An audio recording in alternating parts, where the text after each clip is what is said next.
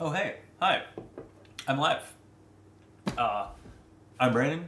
I wanted to play this and did not want to yet make like a formal video out of it, so I thought I'd stream some of it. This being Astro Knights Eternity, the new box of that just came from Kickstarter in the last week or two for me. That's by Indie Boards and Cards. It is this is the second standalone box, kind of the second wave of content for this game that is I don't know if it's fair to say successor to Aeon's End, because as far as I know, Aeon's End is not done making content. But it's sort of a streamlined, different re-implementation of Aeon's End. I'm realizing I forgot to remove this cup holder that's on this side of the table. It's going to make a lot of noise as my knee hits it, so that's out of the way. And let me move my beer over to this cup holder. Perfect. I should do these things before starting the stream. So this box, like the more recent Aeon's End boxes, like at this point most of the Aeon's End boxes, it has sort of an unboxing campaign, a 4-part campaign that you actually open up envelopes and kind of uncover the content in the box as you play it. It also has a story that goes with it. I didn't really want to for our like actual kind of video playthroughs that that we put a little bit more care into, only a little bit more. These, I didn't really want to do the story and stuff for that. I think we'll do some Aeon's End Eternity, or I'm going to make that mistake all night. Astro Knights Eternity videos, but I mean, I don't think we'll do the campaign. We'll probably just do some setups and we try some different difficulties and stuff. So I decided I'd stream the campaign. So, you know, let's basically unbox this game and it will give us a campaign to play as we do. So inside, we've got regular white box up. Obviously I have this box was out of shrink. I've poked around in here, but I haven't opened any of the content. These are because this Kickstarter box, I think, is just an all-in-one, including 2 small expansions. And so these kind of explain the new content in those expansions to the extent that that's needed. We have the narrative booklet. This is the campaign that I'm going to be playing through. As you can see, it's kind of wordy. This is why I didn't really want to do a video with all this story text, because there are certainly plenty of games like we've been playing Oathsworn that have great stories, and we're happy to include them on the video, but I don't know how this is. So I just figured we'd do it in this casual solo setting. We've got a rule book, and then envelopes labeled 2, 3, and 4. I'll open that when the game tells me to, I think. Oh, it tells you the contents, though. 1 mat, 1 token sheet, 4 tarot cards, 1 deck box, 1 card divider. Oh, tarot cards being like the card size, right? Like the homeworlds in Astro Knights are tarot-sized cards, I guess. Okay, then there are Shade Sculptor, the Black Hole Galleon, and Durathian Behemoth bosses already open in the box. And my guess is that only one of these is from this the main expansion that has this campaign, and 2 more are from the small expansions, and so the unboxing campaign won't use them. I'm guessing. I'm gonna set those aside, see what else we have in here. Extra baggie. These look like the new Astro Knights characters. Okay. They are, in the Kickstarter, they actually, or at least the Kickstarter shipment, if they said this on the Kickstarter campaign itself, I missed this detail, but they've like upgraded the thickness of these sheets, so they are thick cardboard instead of sort of this, the characters were this thinner, flimsier cardboard that it looks like the bosses still are. But since they changed that material, they included a reprints of all of the original wave of contents characters, so that they'll all be similar quality. So that's cool. I guess we'll just punch these out really quick. Who doesn't love a stream of punching? We've got Caleb, who says, activate during your main phase, attack with one of your weapons. Your allies may collectively discard up to 4 cards. For each card discarded this way, increase that weapon's damage by 2. Wow, that seems really good. 4 discards for 2 damage each, and this, I know that this expansion wave has a keyword bolster that triggers when you discard it during someone else's turn. So if you discard to contribute to someone like Caleb's effect, you also get to trigger your bolster effects on those cards. We have Tisana. Activate during your main phase. Attack with all your weapons. You may lose any number of slots to return that many weapons from your discard pile to your hand. Lose any number of slots to return. Oh wow, okay. Losing slots is a steep loss. But to be able to attack with all your weapons, recover them, and then play some of them again, seems good. We got Zach. Activate during your main phase. Any player gains a scope token, or players collectively lose 4 scope tokens to deal 15 damage. I wonder if his signature card also gives scope tokens, because otherwise you have to trigger this. If this is the only way to get scope tokens, you have to trigger this 5 times to do 15 damage. That seems terrible. So I'm guessing there's a little bit more to that one. We have Reshi. Activate during your main phase to power up the homeworld. Then any ally draws cards equal to the amount of power the homeworld has. Okay. Homeworlds usually just have, what, 2 or 3 power? I guess drawing 2 or 3 cards in this game is pretty strong. Captain Cadiz.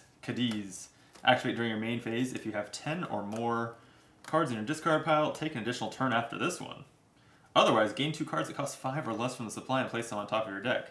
And those both seem like really powerful outcomes. She does take 5 power and has a 4-eyed monkey thing on her shoulder.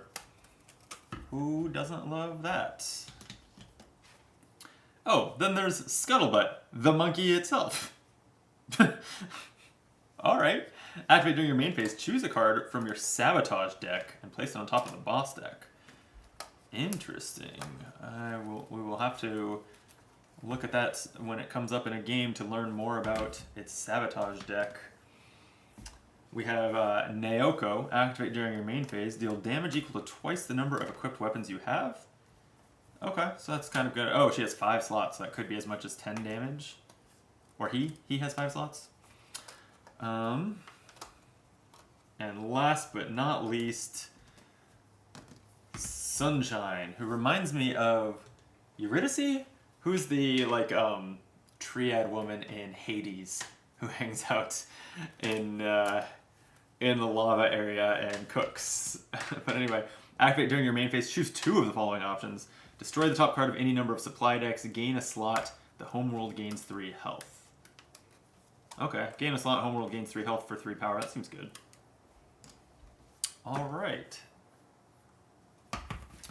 So 8 new characters, and I don't know how many of these are in like kind of the base box versus the included expansion, since it was shipped all together from the Kickstarter.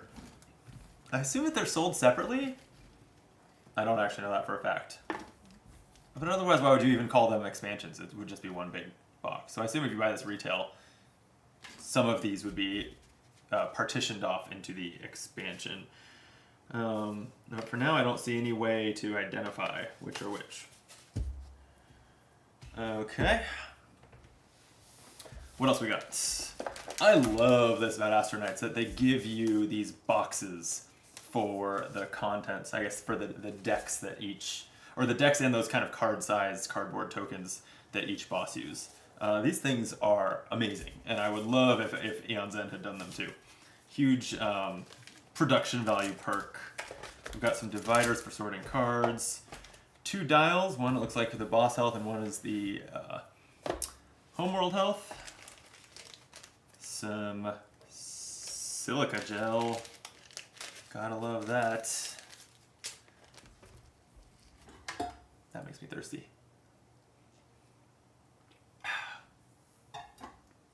And make sure, I hit stream and then never really made sure that it was like working. Looks like it's working. Stream's current bitrate is lower than recommended. Well, I'm not dropping frames or anything, so OBS seems happy. I'm gonna leave it.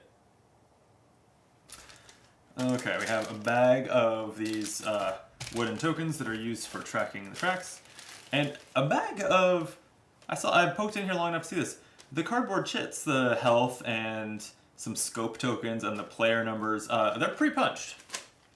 I don't know what's with that. pretty rare that you see a game with all of its cardboard tokens pre-punched like this, but sure, they can save me that effort. Oh, and then we've got the boss kind of level up and difficulty tokens here for Shade Sculptor, Black Hole Galleon, Durathian Behemoth, and oh, just those. Okay, yeah, so just the ones that are, I think there's more in the envelopes. So we've got those, and then there are two. Oh, this okay. This is weird. We've got the monkey character here saying, due to some printing errors at the factory, some cards in the first printing of Orion System and the accessory pack were printed too light.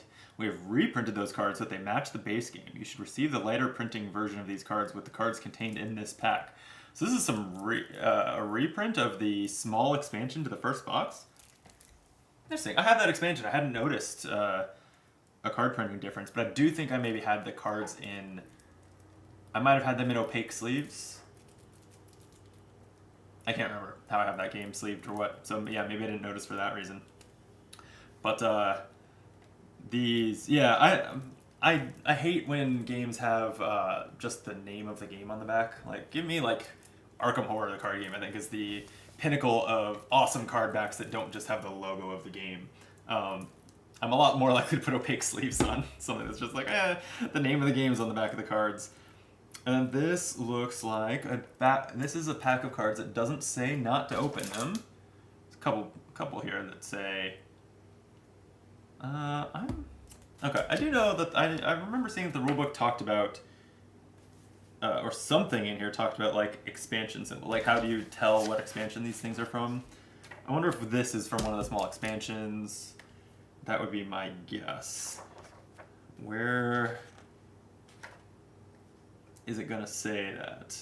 Or is it 7 card number? No other information about that? I could have sworn there was something in here when I first flipped through it that said like, yeah, now you can tell which cards are from which expansions because of this coding at the bottom.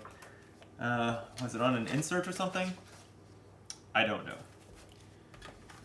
But this like says SAV 01 is, this looks like, I don't know.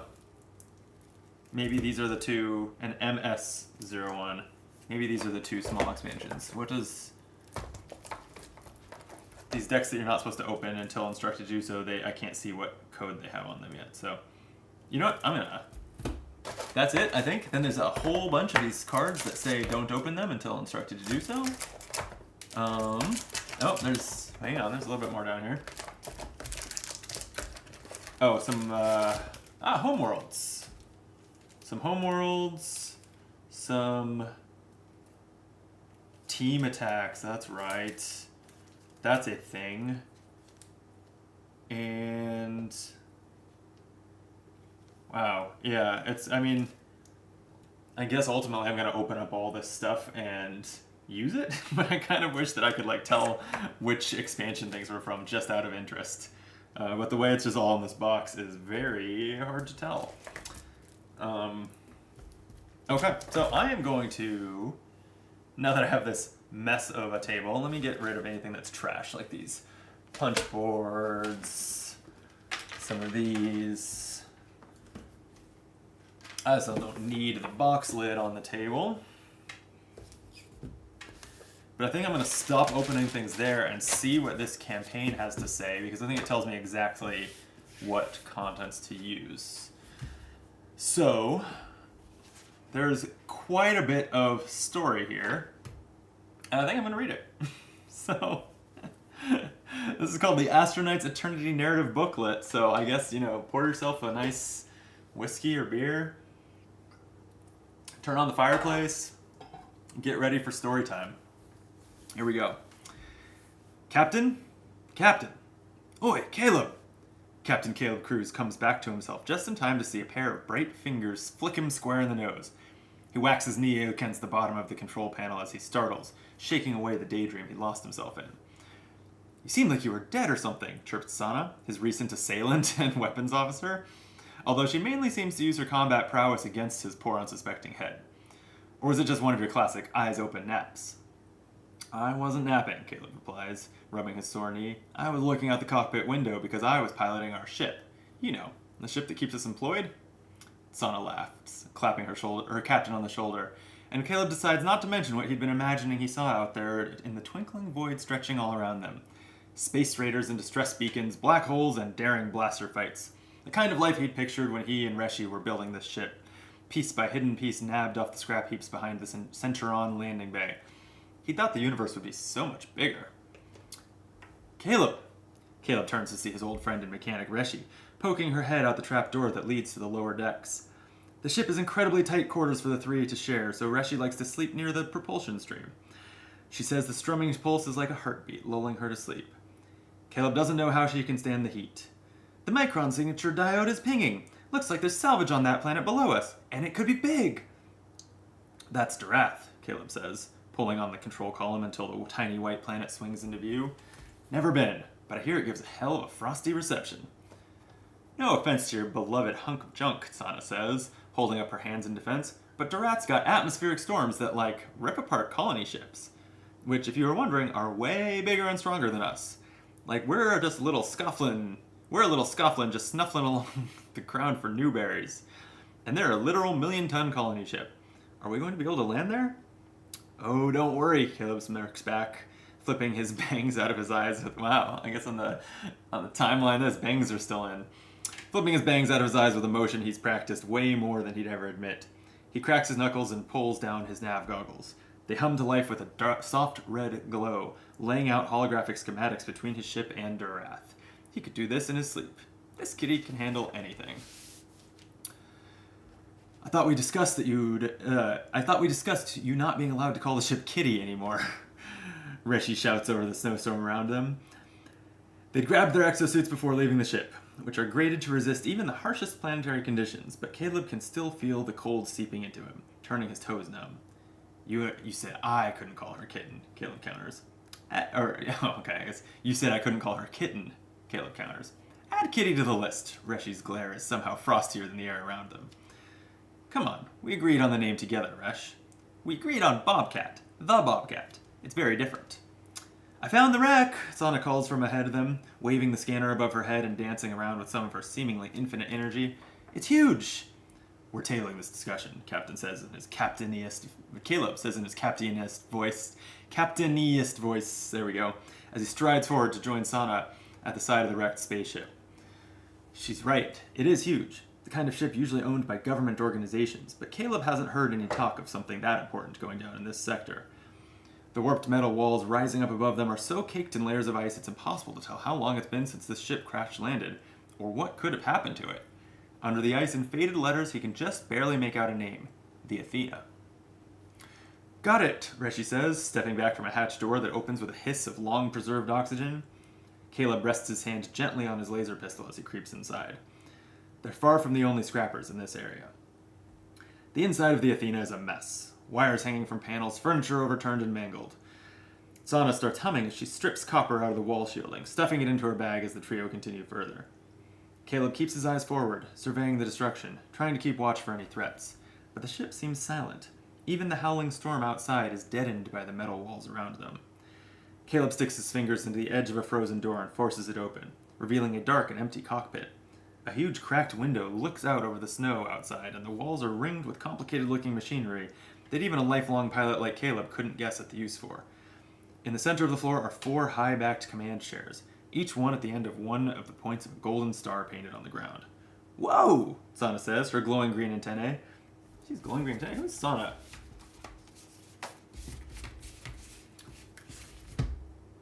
Oh, she sure does. She seems cheerful. I like her. Whoa, Sana says, her glowing green antennae painting the room in a sickly light. That looks kind of familiar. No way! Reshi rushes forward before Caleb can stop her, running up to one of the chairs and spinning it around so everyone can see what's in it. A yellow humanoid robot. A sniper rifle balanced across its lap in its single eye dark. This class of android predates the architect intelligence sanctions of 7325. That means it could still be running with tesseract crystals in its neuron array. Even though the words mean next to nothing to him, Caleb has known Reshi so long to know that when she shows this level of excitement, It's a big deal. So they're valuable? Reshi scowls at him, clearly disappointed. This isn't salvage, Caleb. It's a historical marvel. It needs to be in a museum or studied. I mean, it's barely even damaged at all. Reshi kneels down and pulls out her every tool. Sparks fly over her shoulders as she starts to fuse the hanging wires back together until suddenly, the robot's eyes begin to glow, green and steady. I'm guessing we're going to find out that it's Zack. Operations restored, the robot says, slowly lifting one arm and then another. They look down at Reshi, who's still kneeling in front of them. Who are you? We're the crew of the Bobcat, Caleb calls out. Who are you? I am Zack. Z-A-K, I guess. The robot stands up, slinging their rifle over their shoulder. Of the Astro Knights. The Astro Knights? Sana yelps, her antennae standing straight up in shock. Suddenly there's a massive explosion as the huge window at the front of the cockpit explodes inward, showering ice and rock and glass over the entire room. A huge behemoth of a creature stares down over them, thick with spiky white fur, hot breath rising out of a mouthful of hundreds of jagged fangs. Run! Caleb calls, and Reshi jumps to her feet. But before she can go anywhere, Zack grabs her by the arm. No. Zack lifts Reshi's hand and pushes a small metal circle into it. We can fight. Fight that? Are you nuts? Caleb has to shout to be heard over the sudden blizzard whipping through the cockpit. But Zack seems totally unfazed by it as they cross calmly to Caleb and Sana. This is a Star Core, the legendary weapon of the Astro Knights. Caleb looks down at Zack, as Zack passes him a glowing red medallion. It's small, but just touching it, Caleb can feel its power flowing through him. The air doesn't even feel cold anymore. With it, you have unlimited energy. You can power up and control any of the technology and weaponry left behind on this ship. You can fight anything. But we're not fighters, Caleb says, staring up at the behemoth's serrated claws. Just a single one could crush them all. We're just scrappers. We came here to salvage your ship. Well, Zack tilts her mechanical head, considering Caleb's protest. You had better learn quickly. All right. Well, we have instructions here, as we made it through the story. Find the mats for Caleb, Reshi, Sana, and Zack. So Reshi, Caleb, and Sana. Add them all to your roster. Yeah, so the campaign in this, and after you do the unboxing campaign with this story, you can, there's a system of randomly choosing what goes in your roster and everything. But these are kind of the characters I can play with. Actually, maybe it will explain to the rest of the expedition. Find the Dirath Homeworld card. This will be the homeworld you are defending for this battle. Okay, so as I look for this, my plan is to play two-handed solo here. So I'm going to choose two of these characters in that case. Here's Dirath. It's a homeworld that takes 2 power. Oh, and then we've got some player turn reference cards in the same little packet. That's handy. Dirath has 30 health and says activate during any player's main phase. Any player gains 3 health. Any player gains a slot. Oh, okay. Pretty straightforward. Heal someone, gain a slot. What else does it say to do? Open deck 1A. These are the starting cards for Caleb, Reshi, Sana, and Zack. Okay, can do. 1A. This is a lot of cards. Well, I guess it probably includes all the basic fuel and weapons. Blasters and what's the name of the basic fuel? Is it just fuel? Oh, we'll find out in a second. Assuming it stays the same from kind of version to version of Astro Knights. But in Aeon's End, it's always, sparks and crystals. I'm guessing they do the same thing here, where it's... This is the same as in the other games. Here we go. Okay.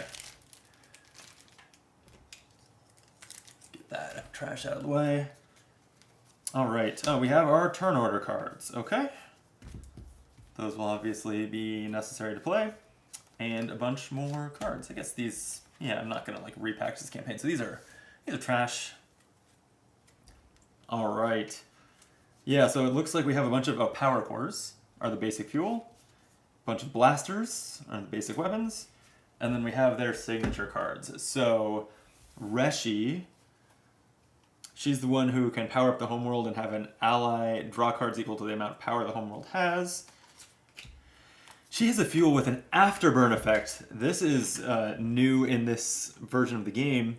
Afterburn. You may place a card you gained this turn on top of your deck. So this power applies on each of her turns if it is in her discard pile. So you can kind of, it's printed sideways so you can kind of like splay out your discard pile to the side and see those effects. So that's Mirror Matter. Zach, it looks like, has Micro Pulsar. Gain 1 energy, and if you have 1 power or less, power up. Okay, so this can power him up to halfway. He's got to get the rest of the way the old-fashioned way. So this doesn't talk about dealing out scope tokens. Does he have anything else special? Additional rules. Set out the scope tokens. The first weapon a player attacks with each turn deals 1 additional damage per scope token they have. A player can have any number of scope tokens. Oh, okay. So you're giving them out via his power, and that's giving like a every turn +1 damage buff to that player, and then you can spend them for 15 damage, but it's not like you're going to be trying to do that and do 15 damage a lot of times, since you would then lose everyone's buff. I'm guessing that you would do that once towards the end of the battle. That kind of makes how he plays more clear. Okay. Then Caleb's card must be the Quick Draw Pulse. This is funny. It's basically the same art as his character, except he actually is holding a gun instead of a finger gun. Quick Draw Pulse says, attack, deal 1 damage, any ally draws a card. That actually seems very powerful at a glance for a starter card. And Sana, Booster Boots. When you equip this, gain a slot, and it attacks for 1 damage. Also seems really good. She's the one who can lose her slots to return weapons from her discard pile to her hand, so giving her something that gives her an extra slot seems valuable. She's got a little bit of like a misprint or a miscutting on her board here, where there's a slot for another power, but it doesn't go that high. Okay. What else do we have? Open Deck 1B. These are your supply decks. Separate them by the icon in the lower left-hand corner to form your supply. Okay. We're not going to look at all these. We'll just see them as they come up when we play. But we do need them open right now.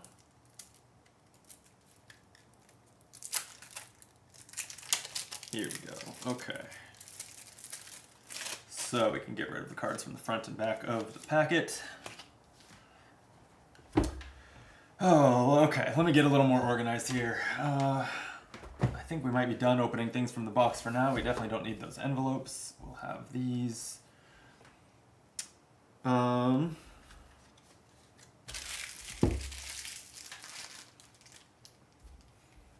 Okay, and let me set these back out of the way.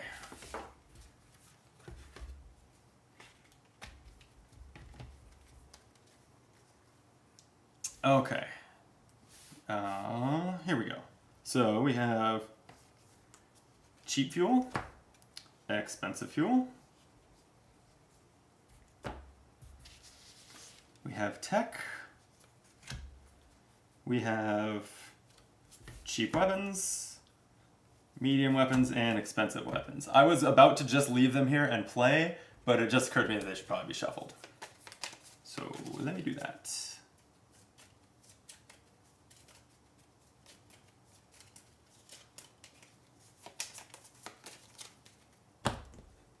Whoa. This quantum sphere that's on top. Is that one of these characters? I don't know who that foxy mouse, I don't know, very furry looking character is. Are there more? I actually don't know whether the envelopes that you open, I kind of assume that they have more bosses. It could be that they have more characters too. And then the rest of these characters are from the expansions. I actually don't know what to expect when you open those envelopes. Alright, a couple more decks to shuffle.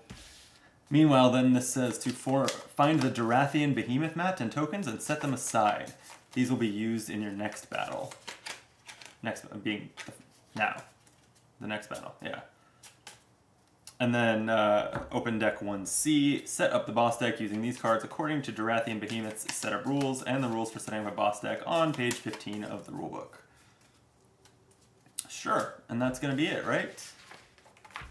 Nope, that's not it. Oh, if you're playing a standard expedition, fight Dorathian Behemoth on normal. If you're playing an advanced expedition, fight him on expert. And if you're playing a legendary expedition, fight him on nightmare. Don't forget to check your difficulty token for additional setup instructions if you're playing on expert or nightmare. At the end of your game versus Dorathian Behemoth, if you won, read the next section. If you lost, fight it again. Feel free to change your knights or lower the boss difficulty if needed. After your second game, we'll read the next section. Okay. So, we've got supplies. So I think I'm just going to do a basic difficulty. I have found Astro Knights, based on the first wave of content, to be on the easy side, and to be easier than Astro Knights, or than Aeon's End it usually was. But I'm okay with it. I've also actually never played this like two-handed solo, or solo at all. This is going to be a first for me, so I think I'll keep the difficulty low, so that I can kind of, it's all new cards, it's a new mode of playing for me, playing two-handed, and we'll see how it goes without cranking up the difficulty. This is a challenge rating 3, so it should not be too crazy. But okay, so I do need the box again, because, or maybe not, here they are. I'm going to need the Behemoth's tokens here, experts, okay, but here's level 1, 2, and 3, and nightmare level stuff. Okay, so we don't need any of those. Alright, so Dorathian Behemoth looks like this. Only the toughest, actually, while I read this, let me see if I can multitask and open that third, like 1C deck. Yep, here we go. The scouting report for the Dorathian Behemoth. Only the toughest creatures can manage to thrive in freezing blizzards of the ice planet Durath, and this behemoth is the toughest of them all. It's a violent, mindless monster looking only for one thing: to crush you before you can crush it. Fighting something so simplistic may seem straightforward at first, but don't forget, Astro Knights, you're on the behemoth's home turf. The local critters may be nothing but an annoyance to you at first, but let enough pile up and they'll become a devastating horde. Plus, you're fighting the raging storms at sub-zero temperature as much as you're fighting the behemoth. The longer this fight goes on, the more your bodies will start to slow down from the freeze, while this furry beast will only move faster and faster. There's no time to waste. Finish the fight quickly before you crunch it like an Astro Popsicle. Setup. Place the level 1 token into play. If you're playing with 1, 2, or 3 players, discard 18, 12, or 6 cards from the boss deck. Holy, that's a big boss deck. The deck was always like kind of small in Astro Knights, like 8 cards that it would cycle through multiple times. This is a lot of cards. And this isn't a... Alright, well, I guess there's not going to be a lot of time pressure. Because even though we're going to... Like, this is what, I'm guessing 24 cards, which is what has you flip over 6, 12, or 18. 5, 6, 7, 8, 9, 10, 11, 12, 13, 14, 15, 16, 17, 18, 19, 20. 1, 2, 3, 4, 5. 25 cards. Okay, and then for 2 players, we're going to discard 12 of them. Yeah, that's wild. Okay, these are going to need a good shuffle. And then the special rules for the Dorathian Behemoth say, during the boss draw phase, draw the number of boss cards instructed by the level token that's in play at the beginning of the boss turn, even if the boss levels up during its turn. Oh, it's a lot of cards, but we're drawing multiples per turn. Level 1 says, during the boss draw phase, draw and resolve an additional card from the boss deck. That's why it has so many, because it's drawing several per turn. Okay. If you discard a card from the boss deck and it's empty, do nothing. Oh, so it can discard cards which would cause it to level up faster also. And then when a player is exhausted, we discard 2 cards from the boss deck. But I'm sure that won't happen. Okay. Hopefully that's a good shuffle. Maybe one more for a good measure.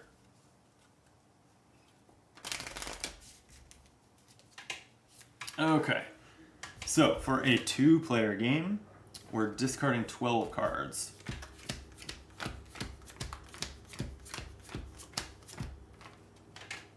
Okay. These are all discarded? Yeah, so they, like there's a minion that damages the homeworld, a minion that discards cards from the boss deck, a strike that Damages the homeworld for 2. Okay, so it's like these seem like not that bad, but then they do discard 2 per, or resolve 2 per turn. So let's see, that'll be discard pile, boss deck, and then we'll place their cards here. Meanwhile, we are going to need 2 player 1s, 2 player 2s, and 2 bosses for the turn order deck. And I need to choose who I'm playing as. I wish that they put that on this on the front of the card, but I missed. It starts with 60 health. Okay. So we're gonna need to crank out a good amount of damage. The minions that I saw were not that scary, at least until it levels up as far as like health. So I don't really need a fast start. Why don't I try? I am gonna try Reshi. You know, I feel like it's gonna be the dynamic duo. The two that are out on this mission together, that built this ship, Caleb and Reshi. That feels right to me. I'm gonna make myself a little bit more room for their stuff. Okay, so Caleb. I feel like we got a sense of their backstory from the story, so I'm not going to read that now. His starting hand is going to be his quick draw pulse and 4 power cores. And then his deck is going to be 3 power cores and 2 blasters. And Reshi, her starting hand will be her mirror matter and 3 power cores and a blaster, and then 4 power cores and a blaster. Okay. We've got the turn order. Put that here. All right, we don't need as much of this stuff on the table. Turn order, clear up some room. Turn order can go there. All right. So, starting hand and deck for Caleb. For Reshi, I am going to need the player number tokens. Let's make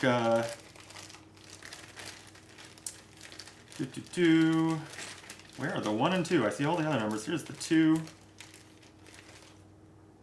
And I see the 3. I see a 1 and 2. Where is the 1 token? I bet it's red. I bet that's what's making it hard to see. Yep, exactly. There we go. I'm going to just put these tokens over here so we have health for minions and stuff. And I needed the wooden cylinders, the markers. All right. So we've got one for each of their power-up tracks, one for each of their slot tracks. They both start with 1. Oh, Reshi can only get to 2 slots. One for each of their health tracks. And then we have one for the homeworld. I think that's it. That's all the markers we need? Okay. All right. So we have our opening hands and our decks. Let's do this. Where did I put turn order? Here we go. All right, my first turn of Astro Knights Eternity. If it's my turn. Should be exciting. And it's 1, Caleb. All right, so his quick draw pulse said, on attack, deal 1 damage and any ally draws a card. So I'll equip that. Seems like a no-brainer. And 4 power cores. All right, so what are our options? 4 is the price of double shot. Attack, deal 2 damage, then deal 2 damage to a minion. That's cool. Effects that modify damage affect both instances. I don't know. I'm not playing with characters that do that, so I don't know how much that will come up. Or the fuel first turn is always pretty responsible. Quantum Sphere says gain 2 energy. An ally can discard a card. If they do, gain 3 instead. That's not bad. Or I can afford Harbonite Armor. You may destroy a card in your hand or discard pile. Any ally may discard a card. If they do, the homeworld powers up. I love destroying cards in deck building games. I know this is not a controversial opinion, like if you play a lot of deck building games, you know how important that is, but when it is sort of a maybe you do it, maybe you don't play style, like I always go for it, and it's one of the things I find most satisfying. Which I guess is like I love doing things in board games that don't seem like they're doing anything. Shuffling good cards into my allies' decks as a support player, you know, cursing enemies in Gloomhaven, like anything that what you do now does nothing, but at some time later it will be good that you did. I think destroying cards like fits into that niche that for some reason I find super satisfying. So I'm gonna take this Harbonite Armor, and let's just get. Oh, there's another one on top. I did shuffle that, I promise. Okay, so I'll throw that in my discard pile, paying 3 for it, and I'll just play my other power core to use that up. Okay, draw his new hand, which is 2 blasters, so it would be I might be buying him a slot. And the next turn is Reshi. So her hand. Ronaldo in the chat. Hi, how are you? Have you played Astro Knights Eternity yet? The Mirror Matter is just a fuel and then it has an afterburn effect, so we'll definitely be playing that and her other 3 fuels. So she also has 4. And she has a blaster. So I definitely don't want to buy her a weapon yet because she can have so few slots. I'm just going to buy this Quantum Sphere for her. And I'll equip the blaster. And then I'm going to make sure, since she has an afterburn effect, to splay out her discard pile so we can see it. So this again said afterburn. You may place a card you gained this turn on top of your deck. So not this turn, because it wasn't in my discard pile this turn.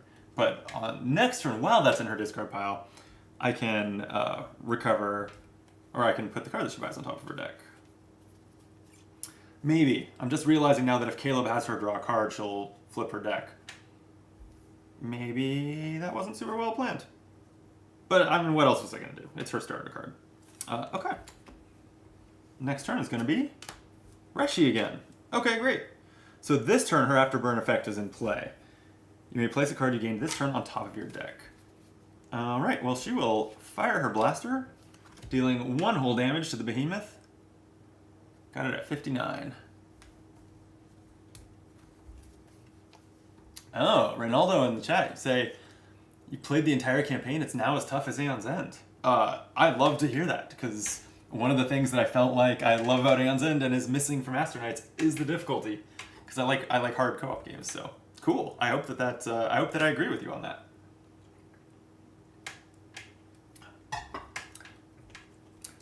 I did leave room for that. Like, I was tempted because I found Astro Knights not be too hard to go straight for the higher difficulty level campaign. I kept it low, for one thing, because I'm playing two-handed solo, which is always a little more brain-burny. But because I just wanted to see how that, how the new box plays before I beat my head against something too difficult. Okay, I'll equip another blaster. She has 4 power cores, but what she buys goes on top of her deck. The new fuel that's available is Starburst. Gain 2 energy, you may destroy this card to gain 3 instead. Or double shot. I think maybe I will take the double shot this time. The fact that this will help with, like, we're going to get minions soon, and this will help manage the minions. Even though she doesn't get a lot of slots, it feels worth having. So because of her afterburn effect, that goes on top of her deck.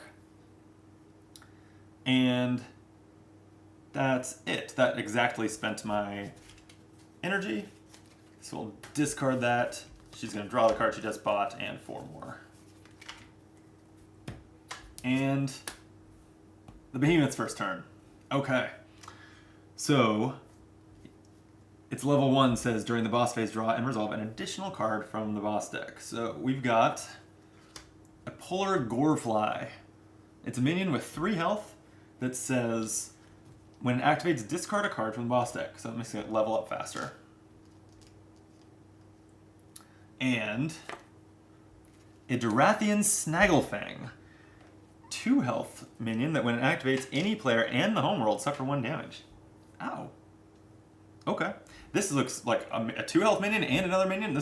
I'm really glad that I bought her that weapon. Okay, and it's boss turn again, so these are going to happen now. Discard a card from the boss deck. That was a Frozen Bellow that would say any player suffers 3 damage or discard 3 cards from the boss deck. Jeez. And then any player and the homeworld suffer 1 damage. So sure, Caleb and the homeworld suffer a damage. And then 2 more cards? Jeez.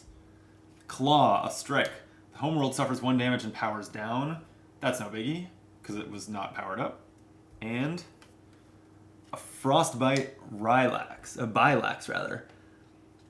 When this 2 health minion activates, discard a card from the boss deck, any player suffers 1 damage. That is a player number, not a heart. Okay, well luckily I know it's our turn. Caleb is up. He's got his quick draw pulse to deal 1 damage and any ally draws a card. So he will fire that. Let's just fire it at the Bilax. And Reshi can draw a card. And then he has 2 blasters and 3 power, which I'm thinking probably just means I should buy him a slot so he can equip both blasters. I think that'll be his play. He'll equip them both, flip his deck and draw 5 cards. Alright, shuffling up the turn order deck. Ronaldo says, Astro Knights was too easy indeed. Now some nemesis are a real challenge in normal mode. The Behemoth is one of the easiest. Okay. Well good, then I won't be too disappointed if I have an easy time with that heads up. Alright. Turn order begins with Caleb again. Alright, well let's start blasting.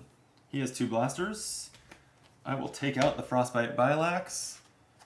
And I'm going to deal, I guess, 1 damage to the Snagglefang so that Reshi's blaster could finish it off.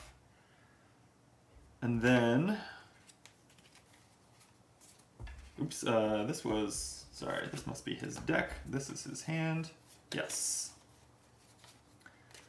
Alright, Harbonite Armor says you may destroy a card in your hand or discard pile. And any ally may discard a card if they do. The homeworld powers up. Reshi can discard her Afterburn, her Mirror Matter, to turn that ability on. I think that's cool. So that'll power up the homeworld. And I may destroy a card in my hand or discard pile. Do I want to destroy a blaster? Only if I'm going to buy a weapon. Yeah, that'll be my plan. I'm going to destroy a blaster. I'll just put a destroyed pile there. And then I'm going to play 4 power cores to purchase this RB7 launcher. It's a weapon that on attack deals 3 damage, you gain 1 energy, and you may destroy the top card of any supply deck. Okay. I dig it. 1, 2, 3, 4. 5 for his hand. Next up, Caleb's going again. No weapons this time. But he can equip his quick draw pulse and a blaster. And then he has 3. Tell me about this fuel he can afford. Starburst. Gain 2 energy. You may destroy this card to gain 3 instead. Yeah, I love it. I want to buy that. Easy turn. Okay. Boss turn. Alright, the Gorefly is going to discard a card from the boss deck. The Snagglefang. Any player and the homeworld suffer 1 damage. We'll give that to Reshi this time, and the homeworld's at 27. And then resolve 2 cards. Rend. Any player discards a card and suffers 1 damage. I don't mind Caleb discarding a card here, I guess. And suffering the damage. And then we still have 1 more, right? Yeah. Bite. The player with the most slots suffers 2 damage and discards a card. Oh, damn, that has to be Caleb also. So 2 more damage and another discard. Oof. I want the 2 power. I don't know. Is he going to get an opportunity to discard for an advantage to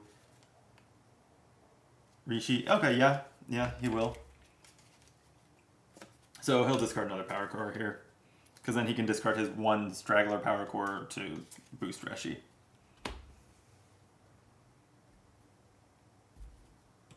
Destroying blasters is always a good move, except for one of the Astro Knights in the first box. Yes, I do remember that one of them loved lots of small weapons. I don't remember the details. It's been a little while since I busted out the first Astro Knights. Player 2, Reshi. Okay.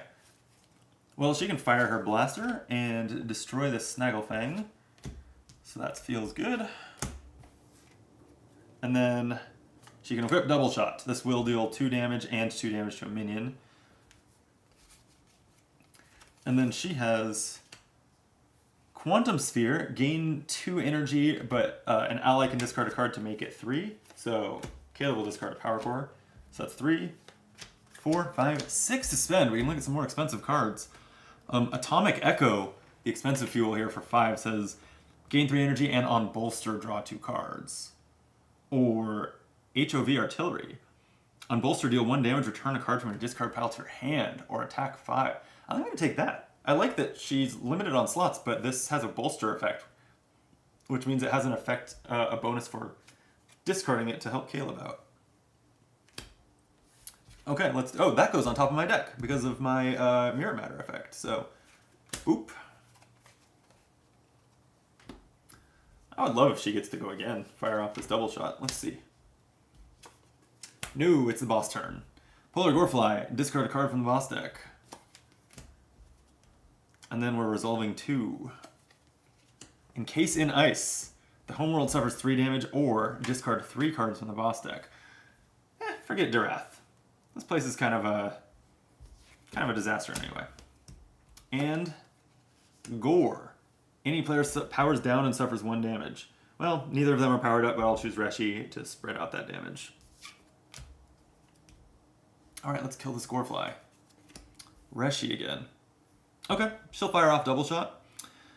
Deal 2 damage, then deal 2 damage to a minion. This can be the same target, I think. It doesn't say it can't. So I'm going to do 2 damage to the Gorefly and then the 2 damage to a minion to the Gorefly. Getting that off the table finally. And then the rest of her turn is to equip. Oof. You know, let's just, we have 3 power cores. Let's buy her her second slot so she can equip that artillery and a blaster. Now we're ramping up. So she didn't buy anything, which is a shame because she did have that afterburn effect on top of her deck, or on her discard pile still. But that's okay. I'm gonna live with it. I'm gonna get that 5 so we can just knock out a minion. Okay. So I get 1, 2, 3, 4, 5. Okay. New turn order. Ronaldo says yes, it can target the same thing twice. Great. We are very close to the boss being at level 2.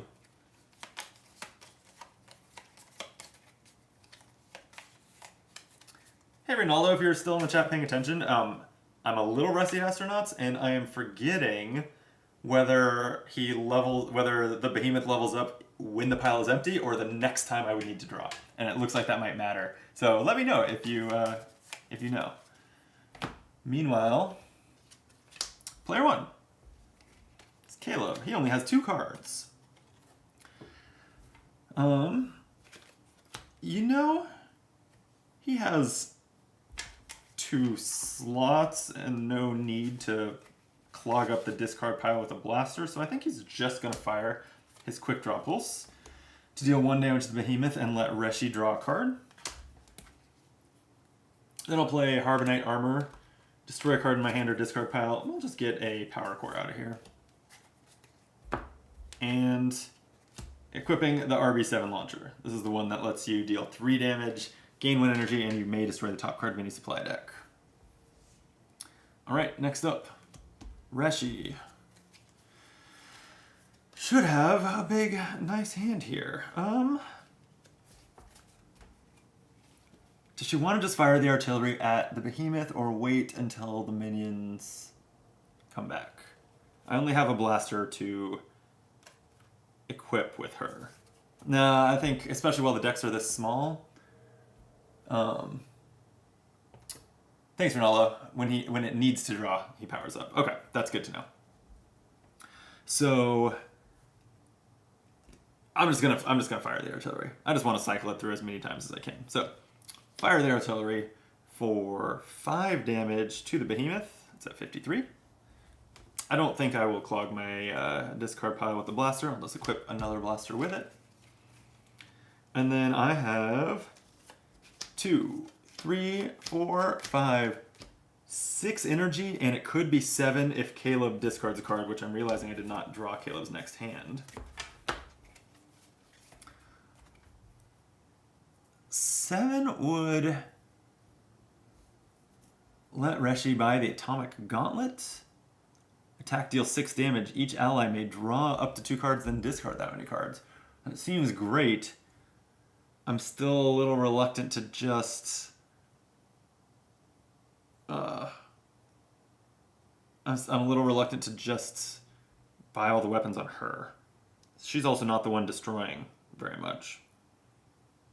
So I'm going to slow her down a little bit. I'm going to get her a Harbonite Armor so that she can start destroying some cards from her deck. And a Starburst for a little more energy, which she can also destroy later if she doesn't want it. Okay. Let's discard like this and make sure we can see that afterburn in her discard pile. Okay. That's Caleb's hand. Here's Reshi's. Her double shot is back next time. That's nice. And she's going again. Okay. I am going to blast once to get the behemoth down to 52. And then equip a double shot again. And she just has 4 whole power cores. This Dark Matter core has an afterburn effect. You may discard a card, power up the homeworld. Oh, that's pretty cool. The homeworld heals us and gains us slots, which is pretty nice. Yeah, she could use a little bit more energy. It's not exact change, but I'll go ahead and buy Dark Matter core for her. And yeah, flip her deck. Now we know she's not going again for a while. Probably it's boss turn. Yep. Okay, the behemoth. It's gonna rip. The homeworld suffers 1 damage. Discard a card from the boss deck. Oh, that's the behemoth. Homeworld. It's down to 23. Should probably look for a little bit of healing for that homeworld just in case. And we're discarding this card. So the second draw is going to have to come from the shuffled boss deck. It did feel like level 1 went by fast, but also I think I'm ramping up faster. I'm feeling pretty good about this. What does level 2 do while I shuffle? Level 2, oops, nope, the other side of this is expert level 1. Level 2.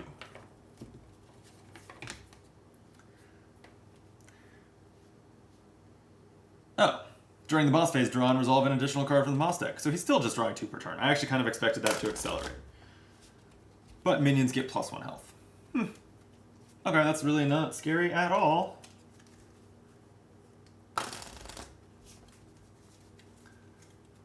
Then I'm guessing that the higher difficulties ramp up the speed that he draws. It's gotta be a lever this game pulls. Or maybe level 3 does. Okay, 1 more shuffle. And he has 1 draw left. Encase in Ice. The homeworld suffers 3 damage or discard 3 cards from the boss deck. I'm going to stem the bleeding on the homeworld a little bit this time and discard 3. Okay. Caleb goes, and then we know the behemoth goes once more next. Let's see. He has 1, 2, 3, 4, 5. With Starburst it's 6, or could be destroyed to become 7 energy. I want him to have that Atomic Gauntlet. That seems great. So I'm going to destroy Starburst and play these power cores to buy the Atomic Gauntlet. And I guess, because minions are certainly going to come out, I guess I'm going to not fire his launcher yet. I don't know if that's good gameplay. I know you do want the bigger guns you want to cycle through more times, but I also like to be prepared for minions. His deck is a lot smaller than Reshi's. Okay. And boss turn. Behemoth. Summons a white fur flock. On activate, any player suffers 1 damage. It's going to have 4 health. And Stomp. Any player suffers 2 damage, discard a card from the boss deck. We'll give that to Reshi. They're at 6 each. Should try to fire off that homeworld. Yeah, Ronaldo says level 2 doesn't change the boss too much. That's why he's easy. Yeah, I'm definitely feeling like this is pretty under control. Okay. We need to shuffle the turn order.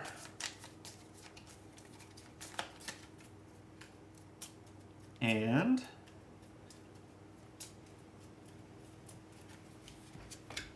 player 2, Reshi. Alright, well, she has a minion she can hit with double shot now. I think I'm not that scared of the white fur flock. I'm okay, like, kind of... Well, no, I'll just take it out. I'll just take it out. Let's fire both of the double shots at it. And I'll continue to leave her blaster in play, I think, and add HOV artillery. This attacks for 5 damage. You know what? I'm going to back up slightly because I see this in my hand. I'm going to have fired the blaster also, dealing 1 damage to the behemoth. Because now I can play Harbonite Armor. You may destroy a card in your hand or discard pile. So I will destroy that blaster. An ally can discard a card to power up the homeworld. No bolster effects here. But sure. I'll discard a power card, core, to power up the homeworld. And then it's still Reshi's turn. She has 2, 4, 5, and could either destroy Starburst or Caleb can discard a card to give her 6.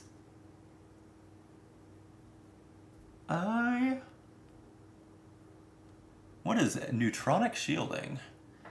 Any ally powers up twice. Any player destroys a card in their hand or discard pile. That's pretty cool. Yeah, why don't you buy that? And then I think I have enough destroying for a 2-player game. But that's good. We're gonna get these decks pretty powerful. Okay. Let me spread out the way I discarded those. There's only so much destroying you need in 1 turn. Okay. And oh, I didn't. Oh no, that's Caleb's hand. Yeah, I played all her cards. Okay, she just needs 5. And the next turn is Caleb. Okay, Caleb has discarded a card. He just has a power core. I guess I'm going to fire his guns. The launcher and the blaster combined do 4 damage to the behemoth, taking it to 47. Gains him an energy, and he can destroy the top card of a deck.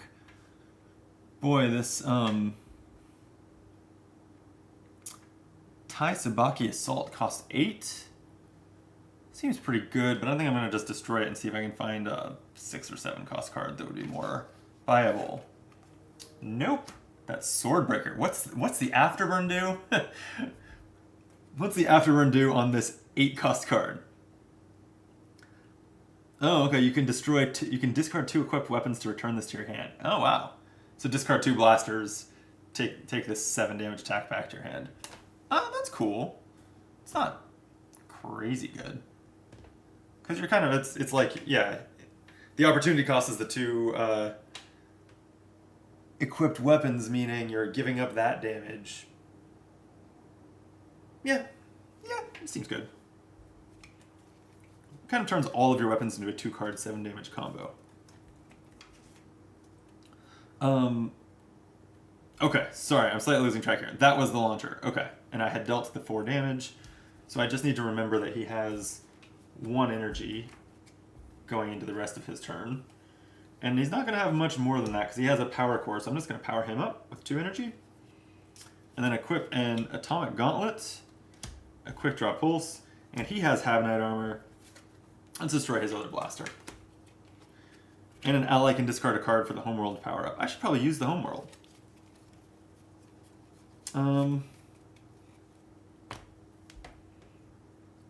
Yeah, let me back up slightly.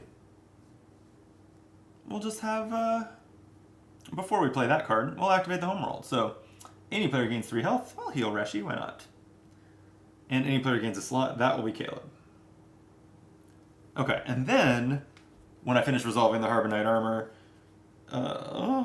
Reshi can discard a power card to power up the homeworld. Alright, that's his turn. 1, 2, 3, 4, 5. I'm realizing as Caleb has a really trim deck, he's flipping his deck like 2 turns out of every 3. Afterburn is not good for him. Afterburn actually doesn't synergize very well with destroying cards, which I love to do, because you need your discard pile to kind of be there. Sorry, my voice is dying a little bit. Beer will help. So, maybe I hate Afterburn because I love destroying cards? Jury's out. It's the boss turn. 2 cards, minions would have +1 health, like this Polar Gorefly again. This is the one that just speeds up the boss deck when it activates. And Rend. Any player discards a card and suffers 1 damage. Well, Reshi we had just healed. So, sure, what's another power core? Actually, at this point, I think she'll discard the Dark Matter core to turn on its Afterburn for her next turn. And suffer 1 damage. Okay. Player 1. That's Caleb. It is annoying that this...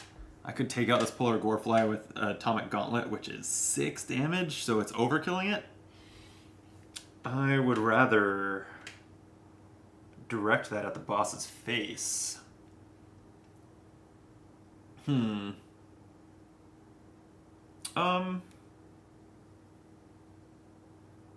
Let me start with Quick Draw Pulse. That's going to do 1 damage to the boss, and any ally draws a card, so Reshi will draw a card. Okay, so she has some power cores to cycle through. So I'm definitely going to fire the Atomic Gauntlet. It'll do 6 damage. Sure, I'll just do the cautious thing and take out the Gorefly. It wastes 2 damage, but that's okay. Whoops, as I'm making a mess of my supply piles. And each ally may draw up to 2 cards and discard that many cards. She needs more bolster effects if he's going to give her that. Okay, she drew 2 power cores and is just going to... Well, she'll discard a power core and a blaster. Okay. Oh, that was just his attack phase. So, Caleb has 5 power cores. Alright, let's buy something fun. There's the Atomic Echo that has bolster draw 2 cards.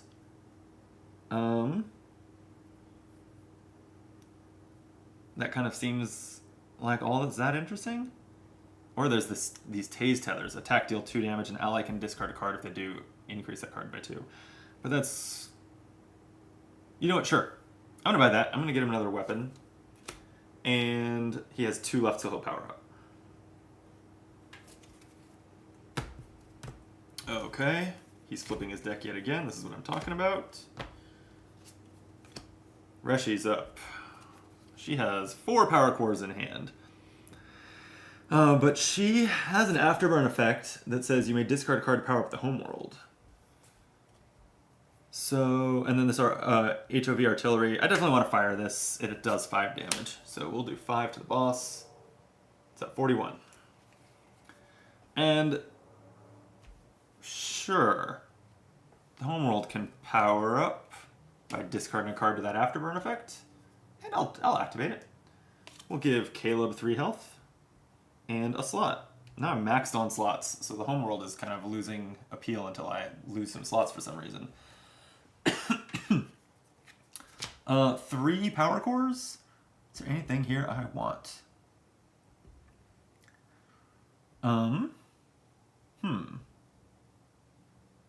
For 3, I might just power her up. It's between that or this Quasar cell, I guess, that has bolster power up. Yeah, sure. I need to get destroying some of her power cores, though. She clearly has too many. Okay.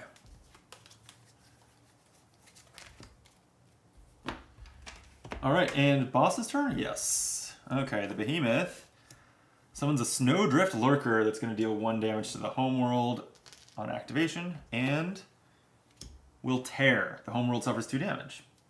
Okay, it's at 21. New turn order deck. Okay, I feel like I'm like at or past the midpoint of this game, both on kind of the boss's cards going by and the... I mean, I've only done 19 out of 60, but since that, the damage you can deal ramps up, so I'm feeling pretty good shape here. Player health is not a threat because I'm healing so much with this homeworld. That's a really powerful homeworld ability I'm realizing. Alright, boss turn. Okay, Snowdrift Lurker will deal 1 damage to the homeworld, and then Bite. The player with the most slots suffers 2 damage and discards a card. That's Caleb. We just healed him. He just has a 1-off power core. Yeah, he'll discard that. And Tear. The homeworld suffers 2 damage. Okay, if there's a threat to lose, I think the homeworld is the biggest threat, but it's still at 18. Okay. Player 2, Reshi's up. No one has any weapons equipped. Sheesh. Okay, well, she can equip a double shot. And then she has Neutronic Shielding, and ally powers up twice. Any player destroys a card in their hand or discard pile. So that'll power up Caleb fully. He just needs a weapon, and then he can fire it. I can destroy a card in my hand or discard pile. I hate to destroy a card in my hand, but I do think it's worth getting rid of a power core for Reshi. That leaves me with Mirror Matter and Starburst, so I have 3 or 4 if I want to destroy Starburst energy. This actually might be the turn to destroy Starburst. I'm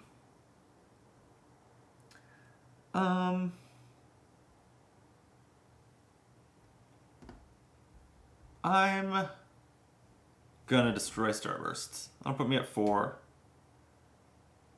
And I actually think I like just using that 4 to power up Reshi here. Get her closer to powering up the homeworld and granting card draws to Caleb. Sure. Okay, so we've destroyed Starburst to get the energy high enough for that. That's her turn. Next up is the boss again. Snowdrift Lurker is doing another 1 damage to the homeworld. And another Polar Gorefly that will accelerate the boss deck going by. And Gore. Any player powers down and suffers 1 damage. I guess that's Reshi. I don't want to lose the fact that Caleb is ready to launch. She should have her next hand, by the way. Okay. Well, boss turns are out of the way. At least 3 player turns in a row now, starting with Caleb. Okay. Well, he has enough slots to equip all of his weapons, the Quick Draw Pulse, the Atomic Gauntlet, and the RB7 Launcher. And then he's fully powered up. He can activate his ability to attack with one of his weapons, and his allies can collectively discard up to 4 cards to add 2 damage each. Yeah, this is a hand where there's 2 or 3 cards that I don't mind Reshi discarding. So, why don't he use this? Let's just fire... He can't really take advantage of the energy the launcher gives him. So I think it'll just be the... it'll be the Atomic Gauntlet. Why not? Right? Yeah, I guess. Okay, so she will discard a blaster. Yeah. No, not in this order. A power core, a dark matter core, a blaster. Yeah, just those. So 3 cards. So this Atomic Gauntlet is now dealing 12 damage, and I'm going to direct it to the boss's face. Takes it from 41 to 29. And that's a big chunk of health. Also, Atomic Gauntlet says each ally may draw up to 2 cards and discard that many cards. So, well, HOV Artillery says bolster, deal 1 damage, return a card from your discard pile to your hand. Why don't I deal that damage to the Lurker and return a card in my discard pile to my hand? Could be the shielding to just power Caleb back up again. I think that's good. I actually don't know whether HOV Artillery can return itself. Is it already in its discard pile when its bolster effect triggers? But I decided to figure that out later and not choose it.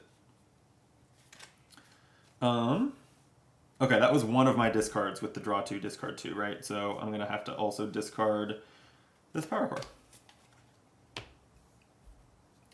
Okay, that was Caleb using his power. He still has Carbonate Armor in hand. Can destroy a card in his hand or discard pile. That's power core. And an ally may discard a card. If they do, the homeworld powers up. Does she want to discard anything else? No. Not this time. We don't need that homeworld ability very much. Okay. Alright. 1, 2, 3, 4, 5. Next turn is Reshi. She's got a whopping 3 cards in hand. She has double shot though. 2 damage and 2 damage to a minion. She'll just take out this Gorefly. And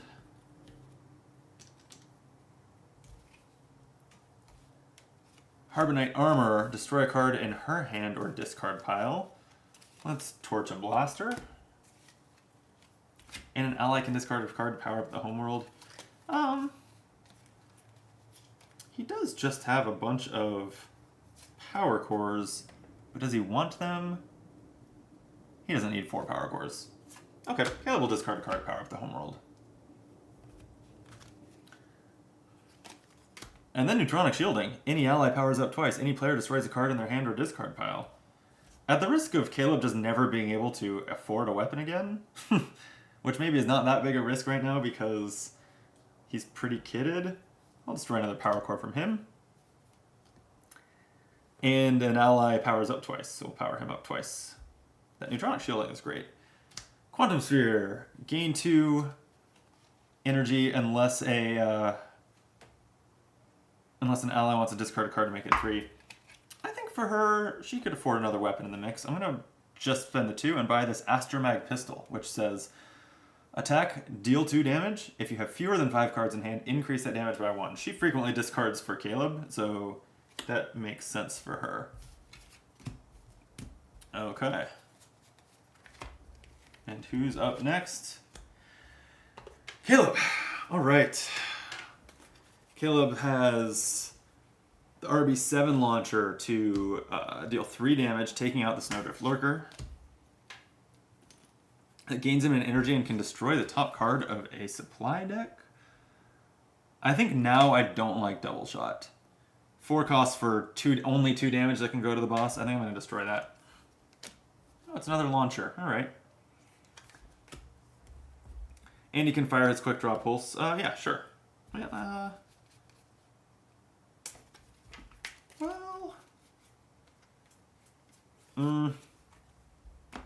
no, because if I make Reshi draw, she will reset her after burn effects, and I think I would like to have them active for her turn. So he won't fire Quick Draw Pulse. And then he'll equip Tase Tethers. This is the one that does 2 damage, and an ally can discard a card if they do increase the damage by 2. And then he has 1 energy from the launcher and 3 power cores. I can buy another launcher. Yeah, I'll do that. Okay.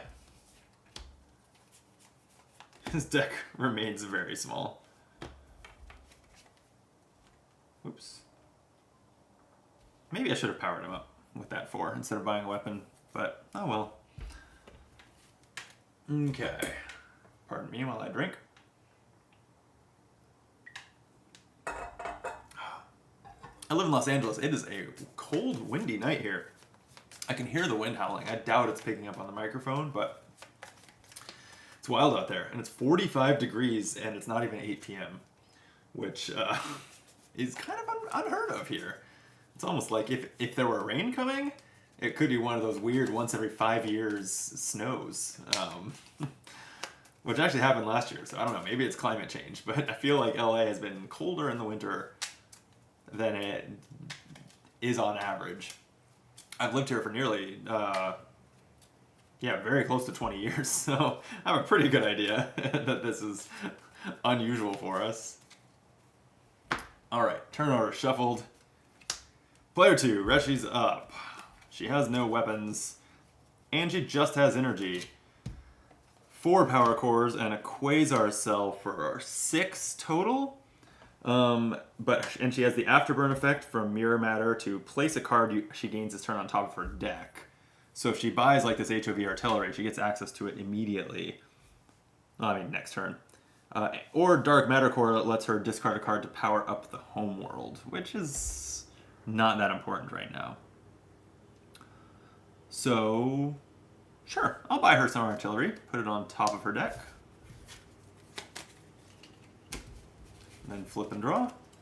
A new mid-tier weapon, Atmoscope. Attack, deal 4 damage. Any ally may discard a card. If they do, deal 2 damage to a minion. Okay. Seems good. Alright, next up. The boss. Behemoth does a Frozen Bellow. Any player suffers 3 damage or discard 3 cards from the boss deck. I mean, I'm not scared of the damage, but I'm also kind of interested to see what level 3 is by getting there in this game, because I'm afraid I'm going to win too fast. But no, I'm gonna play what I think is correct, not just what tempts fate. I'll deal 3 damage to Reshi, but we can just trigger the homeworld pretty easily to heal that back up. Okay, and rip. The homeworld suffers 1 damage, discard a card from the boss deck. Alright. Next turn, Caleb. Okay, well, he's got a lot of firepower in his hand, so definitely wants to fire all his weapons. And these are pretty good weapons. It's pretty good for a situation. So he'll fire his quick draw pulse. 1 damage to the boss, puts it at 28, and his ally, Reshi, can draw a card. And then Tase tethers. 2 damage, an ally can discard card if they do increase that damage by 1. She has 2 HOV artilleries, but I still don't know whether they can recur themselves. Maybe I'm going to read the definition of bolster here really quick. Some cards have the keyword bolster. When a card with a bolster effect is discarded, it says here, a discard effect is placed in your discard pile before any bolster effect triggers. So this seems insanely good, but for Tase Tethers, I'm going to discard HOV Artillery. Its bolster effect is deal 1 damage, return a card from your discard pile to your hand. It's back in my hand. That's really strong. So 1 damage from that and 4 damage from Tase Tethers is 5 to the boss. Okay. Well, that's a good attack phase for Caleb, and then he has an RB7 launcher, another RB7 launcher, and atomic gauntlets to equip. So that's another 12 damage he's just equipped without any boosts or anything. Not that much left in his tank, though. He has 1 power core that I don't think is going to do anything, and a Harbonite armor. I'm just going to destroy that power core. Keep his deck even leaner. He has literally 6 cards in his deck and discard pile combined. I love it. Okay. And he's going again. Oh, wow. Okay. Well, let's fire it all. The Atomic Gauntlet is 6 damage to the boss. Each ally may draw up to 2 cards, and then discard that many cards. Check this out. Reshi's going to draw 2. Well, it's a lot of weapons. which is a shame because she only has 2 slots, but that's fine. I'm going to have the 2 cards that she discards be 2 HOV artilleries. They're going to deal a damage each, and both return to her hand from their bolster effect. This is so broken. That card is incredible, as long as you're comboing it with discard effects, which seems to be extremely common in this expansion. Damn. Okay. There are still 2 RB7 launchers, so each of them is going to deal 3 damage for a total of 6. The boss is at 9. I'm going to gain 2 energy, and I'm going to destroy the top card of any supply deck.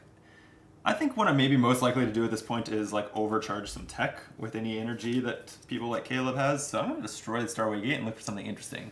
Hollow Projector. Any player may destroy a card in their hand or discard pile. Gain a slot? Nah. Drenal Booster. Attack with any player's weapon. Reveal the top card of the turn order deck. Return that card to the top or bottom of the deck. Okay, I'll leave. Well, I mean, I guess I destroyed 2 cards, so obviously I'm leaving that on top. Does he have more weapons to equip? Yes, Tase Tethers and Quick Draw Pulse. And he's got a total of 5 energy, 2 from the weapons he fired. So check this out. I'm going to use that to power him up twice. Use his ability to attack with one of his weapons.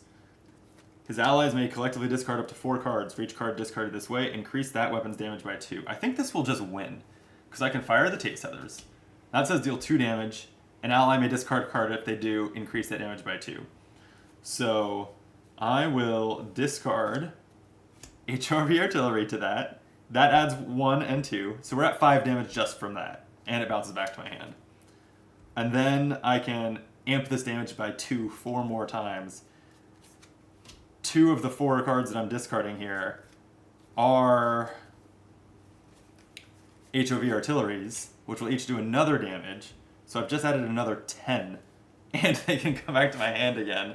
That, by my quick math, I may have lost track there, but it was definitely more than 9. I think it was 15 damage. So it's done. We've done it. Okay, well, the Behemoth, yes, and as Ronaldo in the chat gave me a heads up, pretty easy. I had both of my characters around half health or more. The home roll was at 16 out of 30. He was only on level 2. That was really a walk in the park. So I do look forward to the other bosses to see if they're more challenging. But I do think we have kind of an epilogue to read, and then my voice is dying a little bit. It's not that late. I was wondering if I would play 2 games, but I also filmed some Oathsworn with Jordan earlier this afternoon, so I kind of think I will call that a stream and give my voice a rest. But hopefully it can make it through this post-fight epilogue. So here we go. Through the smoke rising from the barrel of his pistol, Caleb can see the monstrous beast start to collapse. He grabs Reshi by the arm, hauling the mechanic back just in time before the behemoth collapses, sending up a huge blast of ice and snow. Woohoo! Sana's head pops up out of the mound of snow, shaking her hair like a wet dog. Now that's what I call a salvage mission. Why can't every scrap heap be this fun? I don't consider almost dying to be fun, Reshi counters, folding her arms. This would be considered an everyday mission for the Astro Knights, Zach says. Sorry, I didn't use my robot voice there. This would be considered an everyday mission for the Astro Knights, Zach says, leaving their sniper perch and coming to rejoin the group. It is our solemn vow to protect the universe from anything that would threaten life and peace. But the Astro Knights aren't real, Reshi argues. They're a fairy tale. A story you tell kids so they can grow up assuming the world isn't just random and painful. That's a little dark. No, they're real. Sana is staring at Zach with something close to awe. My Bavi, our village grandmother, told me about how they saved her back when she was just a little girl. They fought off a rampaging Corlin like it was nothing. They're heroes. Superheroes. Now I appear to be the only one remaining from that era, the natural consequence of an inorganic form. Zach's rigid metal shoulders slump ever so slightly, and Caleb wonders just how intelligent this machine really is. The lab ship Athena is destroyed beyond reasonable repair, and the 2 remaining star cores in my possession are unassigned. Whoa, whoa, whoa. Caleb holds up his hand. Listen, Zach, we appreciate your help with not getting smashed to a pulp by that overgrown polar bear, but we aren't your new recruits. I've heard the legends of the original Astro Knights. They were war heroes and geniuses, the best of the best people in the entire universe. We're just a couple of scrappers trying to make a quick buck. We're no heroes. Caleb slides his pistol into its holster, his hand lingering over it for a moment too long. We're just people. Zach tilts their head to the side again, processing the information. I understand. The task of an Astro Knight is not one to be forced upon someone. I suppose the universe will simply wait until a suitable team of candidates can be reached. The universe survived a couple hundred years without them, Caleb says, clapping Zach on the shoulder. It'll be fine a little longer. Come on, we'll take you with us to the Galactic Bazaar. You can hitch a ride to anywhere from there. Alright, then this tells us, return the Durathian Behemoth's mat, tokens, and cards to the box. You can store the cards and tokens in the Durathian Behemoth's deck box for easy organization or use the card divider provided. Read the next session when you're ready to start the next battle. Okay, so we'll hold off on that. I'm curious to see what else the Behemoth kind of had in its sleeve. So I'm gonna peek at some of its other things. Like it's level 3. Okay, so yeah, level 3 would make it draw and resolve 2 additional cards from the boss deck. That would have made it, if that did that in level 2, it'd feel a little more challenging. And then I'm curious to see like Expert. Expert level 1 looks exactly the same as normal. And oh, but Expert says on setup, use the Expert side of level 1 token and use the Expert side of the level tokens when the boss levels up. Oh, okay, yeah, so Expert starts out the same. But then at level 2, it goes to 2 cards. And at level 3, it goes to 3 cards. I gotta say that would have felt better. That would have felt like it was actually getting faster, like the flavor text said. And yeah, okay, so I kind of wish I had played on Expert, at least for this one. But we'll see. We'll see how this plays out. I also know that the campaign has some progression where we get some access to some new mechanics and play on harder difficulty bosses. So yeah, we'll see how this goes. I'm just gonna keep playing the normal difficulty out of the box, I think, and then maybe for some like kind of videos, we'll challenge ourselves a little bit. Okay, cool. Yeah, I guess Nightmare. Does the Nightmare level setup do anything other than just use the Nightmare tokens? Nope, just use the Nightmare tokens, which have it drawing 3 cards, 4 cards, and 4 cards.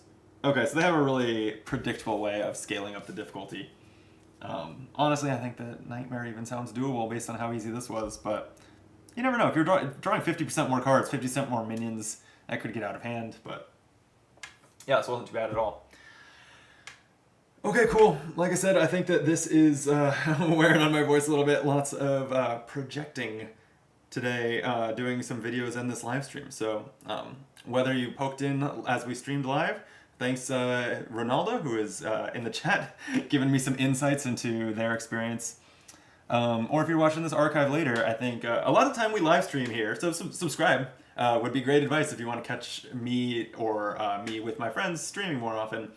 But a lot of time we stream while we're recording videos that are going to be edited, and so I take down the archives of the streams. This one I'm not planning on turning into like a capital V video, so I'll just leave the stream up. So if you're watching this in archive, thank you also, and we appreciate likes and subscribes because that helps others, helps YouTube direct others to the channel who might like it too. So thanks for watching.